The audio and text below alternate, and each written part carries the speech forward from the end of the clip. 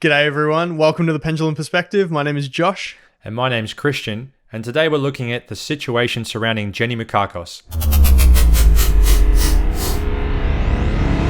4, 3, 2, 1.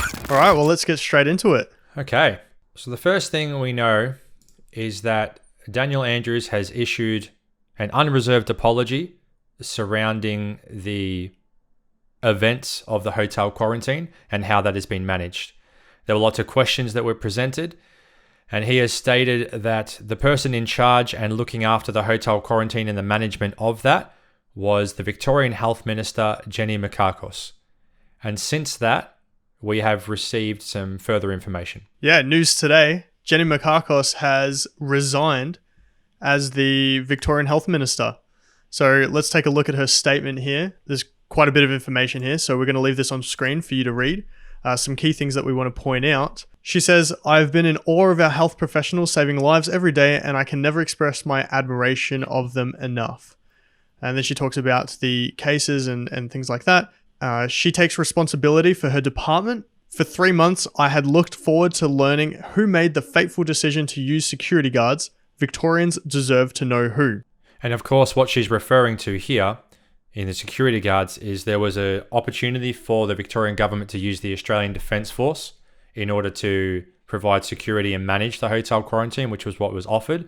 But what happened is we used security guards who then had certain interactions with members of the community, and that facilitated the virus spreading from that quarantine back out into the public.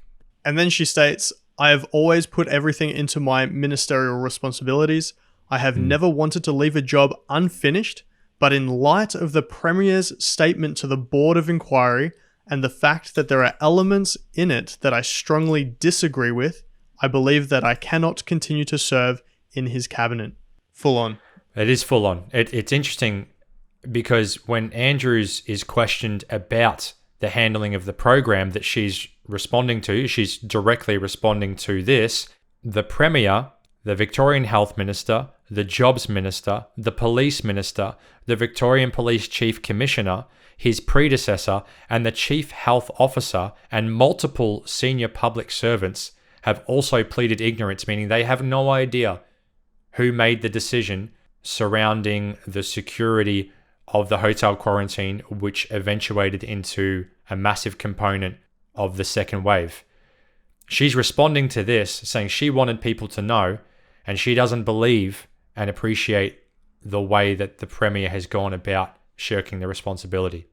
Yep. She's stated that I have never shirked my responsibility for my department, but it is not my responsibility alone. Absolutely. Yeah. And why all of this is interesting, because it all links into what the Victorian government is doing right now with lockdowns, with curfews, with restrictions. We see the Victorian Health Minister, now ex-Victorian Health Minister, resign. And not too long ago, we had Sanjeev Sablock, the ex-Treasury economist, resign also. And his situation was really interesting. You should better see on your screen at the moment that he said himself, "Dear Dan, I served your government as an economist till 10th of September 2020, but I have resigned to protest your police state."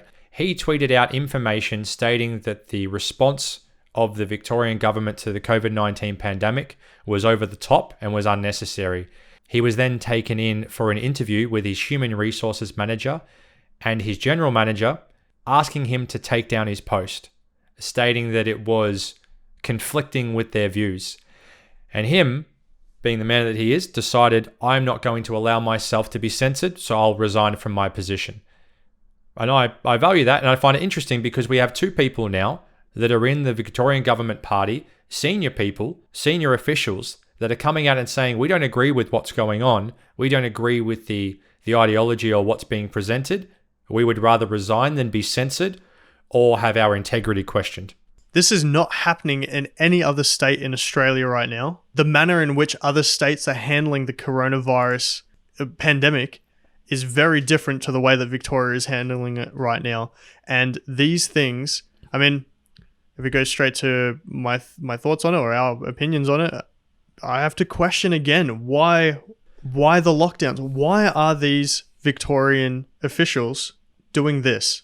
Why are they stating these things? Why are they resigning? Why are they not wanting to follow what Dan is doing? It's the classic idea of if the ship is sinking, you jump off the boat. And usually a ship sinks because you haven't managed it properly. And that's what it feels like. That's what it seems like. Things haven't been managed properly or done the right way, so they're jumping ship. And there are numerous examples we have all over the world where the same lockdown measures have not been put in place. And it's interesting to see the people that disagree being censored. And I think that regardless of the way you look at the situation, if you've got two options.